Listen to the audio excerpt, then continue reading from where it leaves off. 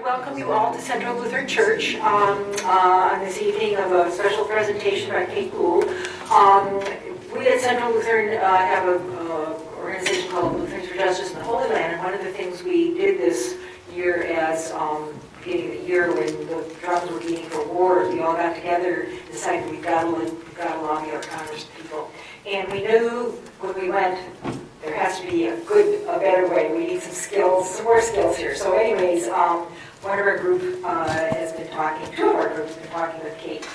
So Kate Gould is a legislative associate for Middle East policy with the Quakers, the Friends Committee on National Legislation, which is a lobby for the public interest, fielding the largest team of registered peace lobbyists instead of war and arms lobbyists in Washington.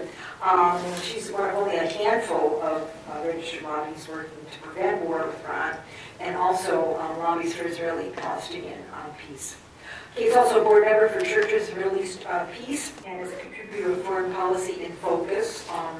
And she also, her work has appeared with the Huffington Post, PBS Frontline, The Hill, Truth Out, Common Dreams, and many others. So, Kate, thank you so much for joining us. We very much look forward to you. Great. Well, thank you all so much for being here on this gorgeous day. I really appreciate it. And as many of you know, I'm actually from Ashland, but this is my first time being back home in Oregon since I started leading FCNL's work lobbying on Middle East policy in Washington, D.C. So it's great to be back, and we've made Oregon really a focus of ours and our overall legislative strategy on trying to prevent war with Iran. Oregon's definitely has Oregonians have a special role to play in all this because of the unique position that many members of Congress in the Oregon delegation are in. So I'll talk more about that later, but it's great to be here, and Portland is my favorite city on earth, I should say. So it's wonderful to be with you all, and I want to particularly thank the Central Lutheran Church for having us in this lovely space. And thanks to all the organizations co-sponsoring this event, to Lutherans for Peace and Justice in the Holy Land, Portland. I know there are different people here. You could wave. Jennifer's in the back. And then also there is Oregon Physicians for Social Responsibility, which has co-sponsored this event, and Kelly's in the back. And actually, and Kelly, I know, were you going to... If you don't need to, okay, that's well. If you're interested in PSR, you can learn more afterwards, and also there's a bunch of great materials in the back.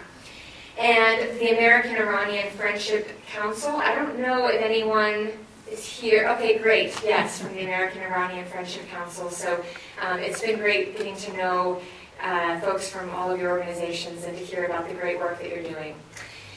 So I thought I would, with the time that we have here tonight, go through debunking some of the most pervasive myths about Iran and about U.S. policy toward Iran. Of course, just as the non-existent attack in the Gulf of Tonkin incident was a pretext for the war in Vietnam, and just as Iraq's non-existent weapons of mass destruction was used as a pretext for the war in Iraq, there are many myths about Iran that have really controlled the discourse and have been very dangerous in ramping up the rhetoric and ramping up tensions for war. So I thought we could go through some of those, and then I will leave plenty of time for questions and answers at the end.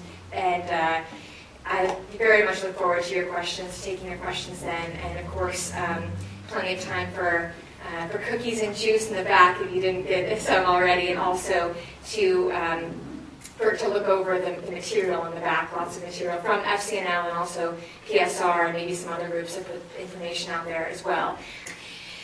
So I thought, I'd start off with a few myths about Iran. By the way, I've gotten some questions about this photo, so for those who can't see it, it's a picture of Iranian women. These are actually in Iran, in Yazd, Iran, and they're wearing Wars Map the Answer pins, the same pin that I'm wearing here. This was taken by a supporter of ours who was on a delegation to Iran. These are a few myths spreading Iran war fever.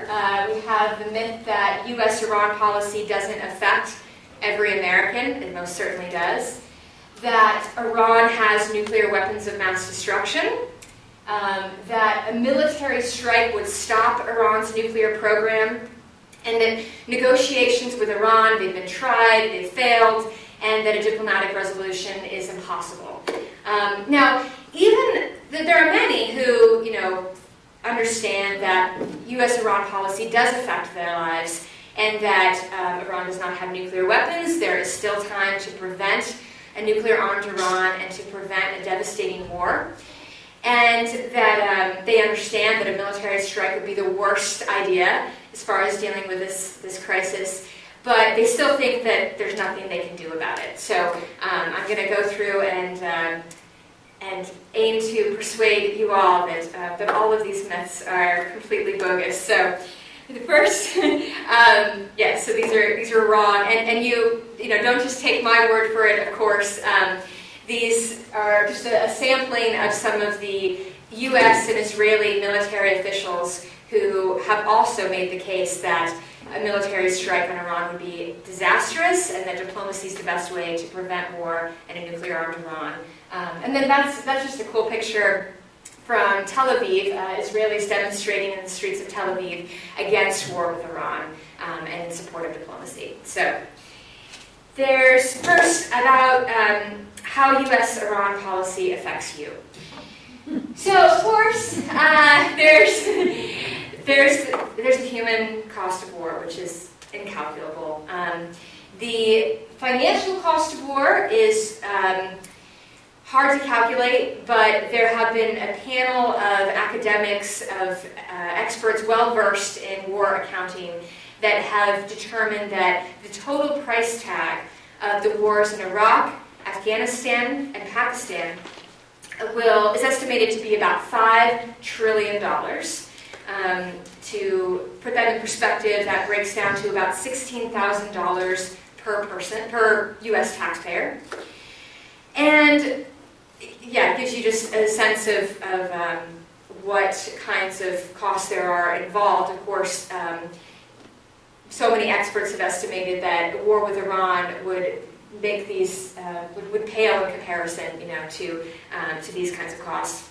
Then there's the cost of the status quo with Iran. So even if we don't see a devastating war, there is a real cost, a financial cost, to maintaining the status quo U.S. policy toward Iran. I think, I'm sure many people in this room, are very concerned about U.S. sanctions against Iran and the kinds of suffering that they have caused in Iran. We've seen in the case of Iraq that U.S. and UN sanctions against Iraq contributed to the deaths of 500,000 children. That's an estimate from UNICEF, the UN's Children's Fund. But in Iran, fortunately, we're not at that point yet, though with the current trajectory of U.S. policy, we could very well see that down the line, unless things change. I know, though, that as far as talking to the broader public, talking to people that we all talk to every day who aren't so interested in what's going on in Iran and are interested in what's going on here, I think one statistic that really makes it all a lot more tangible for people is that of the average $4 per gallon gas that we're at right now in this country, 25 cents of that is estimated to be the cost of the U.S. sanctions against Iran. So the cost of U.S. sanctions against Iran are paid by all of you to the tune of 25 cents of every $4 gallon of gas. And again, to put that in perspective, that the federal taxes that we pay on gas go to 18.4 cents a gallon. And that's unchanged by gas prices or inflation. The cost of U.S. sanctions against Iran and those kinds of impacts do change by gas prices and inflation. But right now we're seeing that you're actually spending more on, as a result of U.S. sanctions against Iran than you are contributing to federal income. I mean, they're contributing to federal taxes from your $4 gallon of gas. So pretty striking. So despite what we all hear from the media and from many politicians, according to U.S. and Israeli officials who know what they're talking about, Iran is not building nuclear weapons. So this is according to the White House, the Pentagon, U.S. intelligence, Israeli intelligence, and many leaders of the Israeli military and the International Atomic Energy Agency, the UN's nuclear watchdog. All of these sources agree that Iran does not have a nuclear weapon. Iran is not building a nuclear weapon, so Iran does not have a nuclear weapons program. This is, of course, often misstated. There's a lot of misinformation from the media and from politicians, everyone from Representative Michelle Bachmann to the current senatorial candidate in Massachusetts, Elizabeth Warren, has claimed that Iran has a nuclear weapons program without any kinds of substantiation of that claim. And on the other side, you have U.S. and Israeli military and the intelligence establishment coming to the conclusion. So this is all of the U.S. intelligence agencies have come to the conclusion that Iran does not have a nuclear weapons program now. And most importantly, that Iran has not made the decision about whether or not to build a nuclear weapon. So that decision has not been made. There is obviously still time for diplomacy to prevent ever seeing a nuclear-armed Iran and to prevent war. There's a lot of misinformation in the media, of course, but there was a great article from Reuters in March that I think summed it up really well, and saying that the United States, European allies, and even Israel generally agree on three things about Iran's nuclear program. Tehran does not have a bomb, has not decided to build one, and is probably years away from having a deliverable nuclear warhead. So that remains true to this day. So one might ask, okay, so then what's the big deal? Why are there all these concerns? And very grave, legitimate concerns about Iran's nuclear program. Well, according to U.S. and Israeli intelligence estimates, Iran did have a secret nuclear weapons program in the past. They never had nuclear weapons, but according to U.S. and Israeli intelligence, they used to. They were building one at one point, and they stopped that program in 2003. So there is an urgency to press for diplomacy in order to prevent war and a nuclear-armed Iran. Now, we have a list of quotes. Here, let me 1 second. We have a list of various U.S. and Israeli intelligence officials warning against an attack on Iran. In the back, you can pick up this flyer that we have with just a sampling of those quotes from U.S. and Israeli intelligence officials saying no to war with Iran, and national security experts who have spoken out for the need for diplomacy with Iran.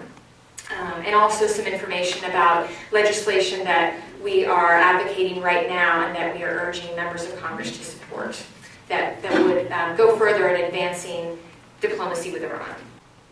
Okay, so one of the many military officials, former military officials, who have spoken out against war with Iran is Colonel Lawrence Wilkerson. He is the former chief of staff for Secretary of State Colin Powell. So, of course, he was one of those who got us into the war in Iraq. He was actually in charge of preparing the so-called intelligence that was used for Colin Powell's speech at the United Nations, with the, baby powder and test tubes and the whole 9 yards about the case for war with Iraq. And he has really come full circle. He has become a staunch opponent of war against Iran, also supportive of ending the war in Afghanistan, is against torture and closing Guantanamo, spoken out on a lot of issues recently, and so we've taken him on a number of lobby visits to meet with members of Congress and their staff. This is a picture of myself and then Representative Garamendi from California. So talking about the need for diplomacy with Iran. And he has this great quote. After we did this marathon of lobby visits for a week, he had this great quote in Vanity Fair where he was interviewed, and he said that inside the Pentagon, civilian and military, I cannot find a single voice in favor of striking Iran. Not only will we be mired in yet another interminable war, but from this one we might not recover for half a century. He has also spoken out specifically about diplomacy, and an interesting perspective that he brings is that he was one of just a handful of officials in the Bush administration who actually saw a proposal from Iran for negotiations. This was called the Grand Bargain in 2003, when Iran wanted to negotiate with the U.S. This was May 2003, and they laid out a full proposal of what those negotiations might look like. This was just to lay the framework for eventual negotiations, and they pointed out that the U.S. wants Iran to agree to all kinds of intrusive inspections on its nuclear program, and the U.S. would like Iran to stop arming Hamas and Hezbollah, and then Iran would like this siege of sanctions that's imposed upon it to be lifted, and a number of other things. It really does a good job of laying out what the other side wants from one another, and they did this as a goodwill gesture, of course, to try to get talks going.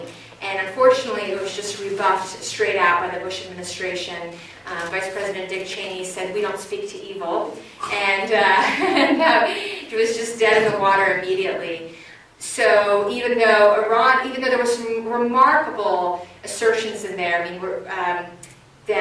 remarkable offers in there, we saw Iran actually talk about disarming Hamas and Hezbollah and joining the Arab League, endorsing the Arab League's two-state solution proposal that if Israel were to withdraw from the West Bank, then Iran would pursue normalized diplomatic relations with Israel. It shows that there was real possibility for dialogue that was rebuffed. Now, Iran, on the other hand, has also rebuffed opportunities for dialogue as well, and there's been this history of missed opportunities.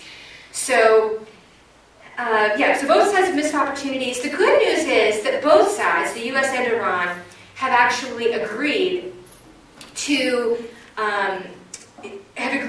far-reaching concessions to go forward with, to ease tensions between the two countries. So both countries have shown great interest in dialogue at some point. Unfortunately, they haven't been at the same time. So when the U.S. has been ready, Iran hasn't been ready, and vice versa.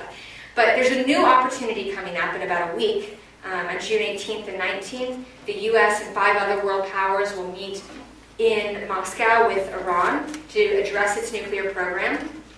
And hopefully not just to address Iran's nuclear program, but to address the concessions that the U.S. and the other world powers are willing to offer. And really what that comes down to is, while all the rational actors on all sides understand that Iran will eventually need to agree to different kinds to more inspections, more comprehensive inspections of its nuclear program, to certain ways of limiting its nuclear enrichment program. The U.S. and the other world powers also need to make real concessions. And in the last round of talks, we didn't see that.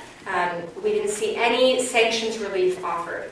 And so it begs the question, well, what's in it for Iran to go through with all these far-reaching concessions and really open up their nuclear program even more to the international community when instead of receiving sanctions relief, they have been hit by computer viruses that have destroyed, by nuclear assassinations of their nuclear scientists, all those things. So it's actually empowering. These kinds of militaristic policies have empowered hardliners in Iran and have disempowered those who actually want to see a deal, and those who want to see a deal on all sides. And of course, we don't know what will happen if there's really a serious deal, if there's really a serious proposal for lifting sanctions against Iran. Will Iran agree? That is yet to be seen because that's yet to be offered. But that's definitely a first step. And I can talk more about the ins and outs of these negotiations, but I think the basic principle is that for finding a resolution is that Iran would need to agree on taking different steps for more transparency of its nuclear program in exchange for what is called sanctions relief, lifting some of the sanctions against Iran, and of course, reducing the threats. Both sides need to reduce all the heated rhetoric. So, finally, on how you can prevent war with Iran. Again, I mentioned that Oregonians have a special role to play because of the Oregon delegation, because of the members of Congress that represent Oregon. So there's Senator Jeff Merkley.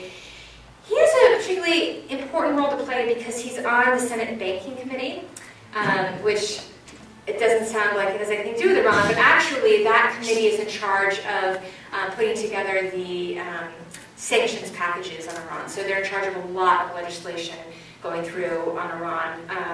And then Senator Ron Wyden is on the Senate Select Intelligence Committee. So, of course, that is also extremely influential in advancing U.S. policy goals toward Iran.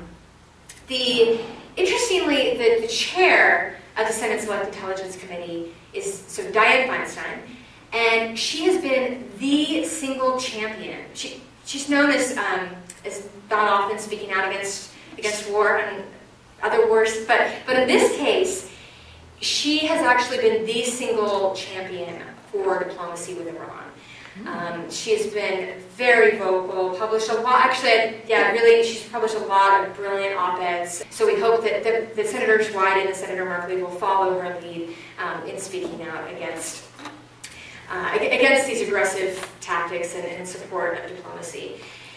And then there's Representative Blumenauer, and he has been the greatest champion, or one of the greatest champions for diplomacy with Iran in the House. So while Senator Feinstein is really taking the lead in the Senate, it's Representative Earl Blumenauer who's really done some phenomenal speeches on the House floor.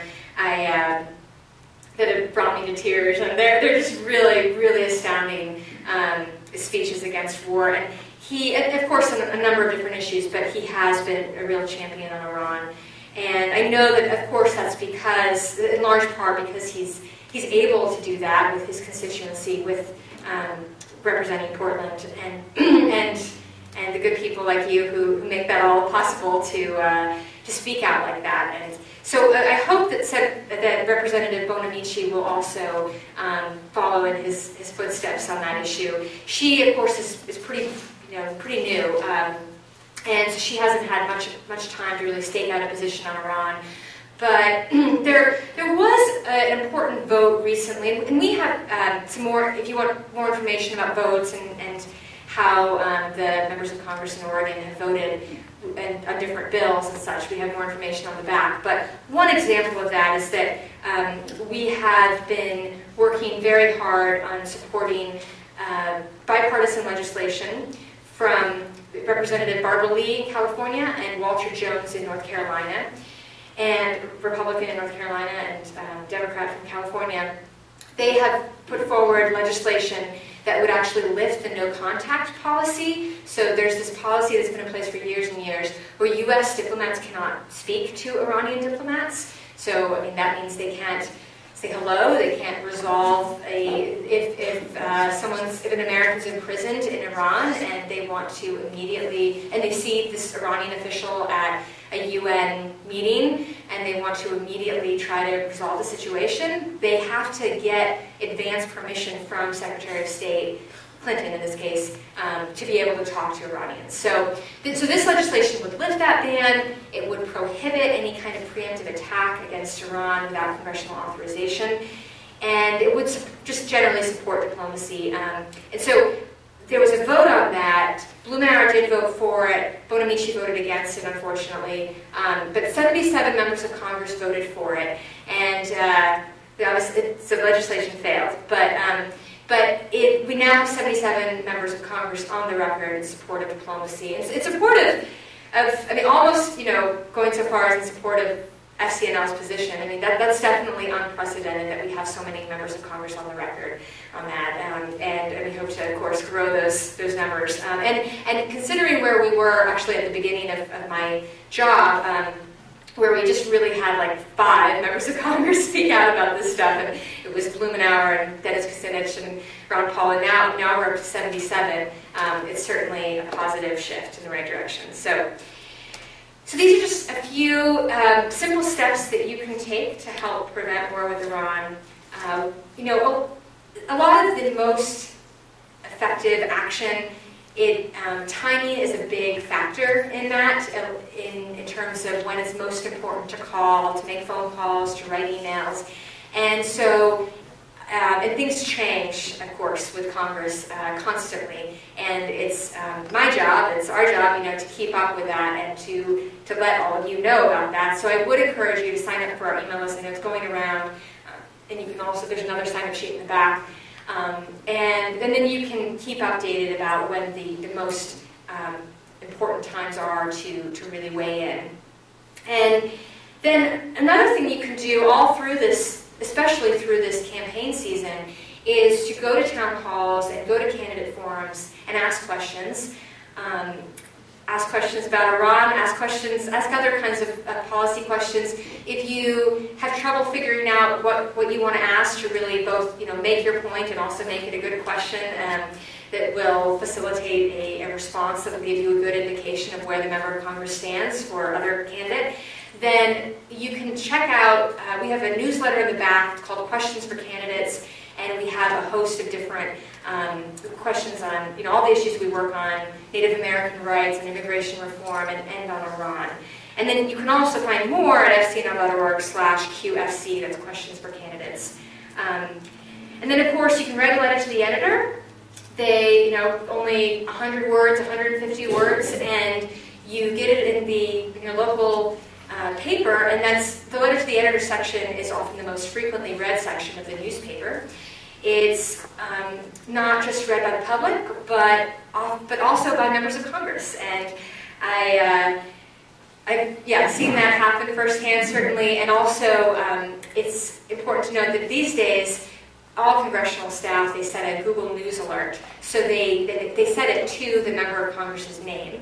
So then when you include member of Congress's name in your letter to the editor, it pops up, just as it would pop up in the New York Times, it pops up in the Oregonian or whatever. So it's a good way to immediately both, you can speak to to folks in your community at the same time as you're speaking to members of Congress.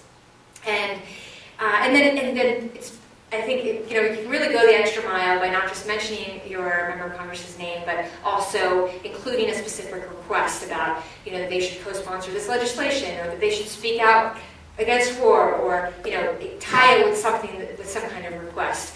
And as always, with all this stuff, if you need any guidance on that, I'm always happy to help. We've published, in the last month or so, we've done about 25 letters to the editor in local papers around the country, trying to get support for this legislation, which then, the pro-diplomacy legislation, which 77 members of Congress have supported. And then, best of all, you can, and most importantly, you can actually lobby for diplomacy. So that means it's just to visit your congressional office, and you don't have to go to DC. You can do it right here. In fact, much of the most important work happens right here, in the states, in the districts, in Portland, and you can meet with your congressional offices. I'm sure many folks in this audience have.